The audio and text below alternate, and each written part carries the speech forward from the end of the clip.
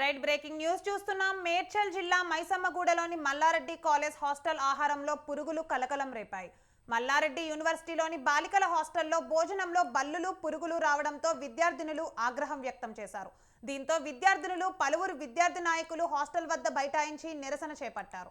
నిరసన చేస్తున్న వారిపై సెక్యూరిటీ సిబ్బంది దాడి చేశారు. దాడిలో విద్యార్థి నాయకులకు తీవ్ర గాయాలు కావడంతో హాస్పిటల్కి తరలించారు.